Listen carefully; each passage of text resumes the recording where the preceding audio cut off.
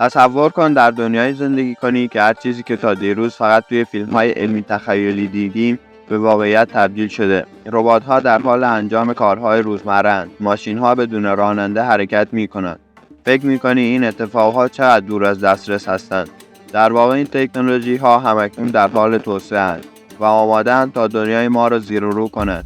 آماده‌ای با 10 تکنولوژی پیشرفته و شگفت‌انگیز آشنا بشیم که آینده متفاوت برای بشر رقم خواهد زد. بزن بریم.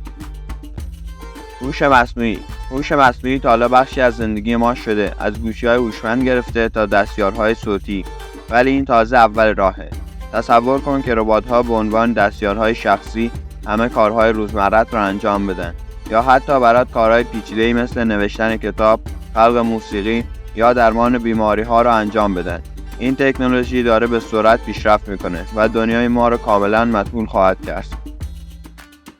خودروهای خودران.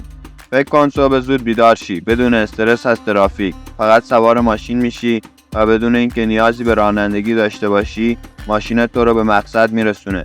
شرکت‌های بزرگ فناوری مثل تسلا و گوگل دارن روی این خودروها کار میکنن و تا چند سال دیگه خودروهای بدون راننده بخشی از زندگی روزمره ما تبدیل خواهند شد.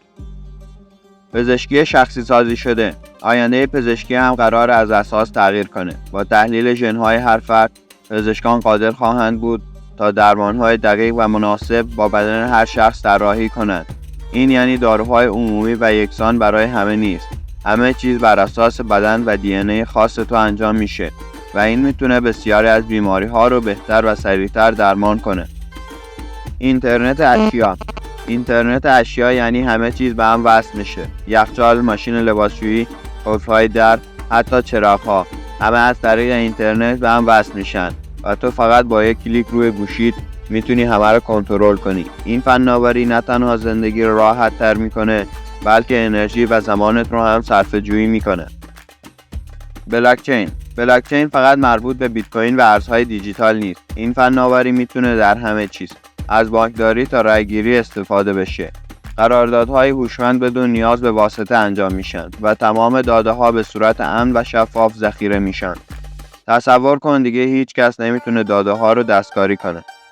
واقعیت مجازی. آینده سرگرمی و آموزش به شدت تحت تاثیر واقعیت مجازی و افزوده قرار خواهد گرفت. با حدثهای VR میتونی وارد دنیایی بشی که انگار واقعیه. نه تنها در بازی ها بلکه در آموزش، مهندسی و حتی گردشگری. فکر کن از خونت به دورترین نقطه جهان سفر کنی یا در کلاس های درسی به صورت مجازی شرکت کنی. چاپ سه‌بعدی حالا فقط محدود به پرینت کردن مدل های کوچیک نیست. در آینده نزدیک این تکنولوژی قرار خانه ها، خودروها و حتی اعضای بدن رو چاپ کنه. دیگه نیازی به روش های پیچیده و پرهزینه برای ساخت نیست. با یک پرینتر سه‌بعدی میتونی هر چیز رو خلق کنی.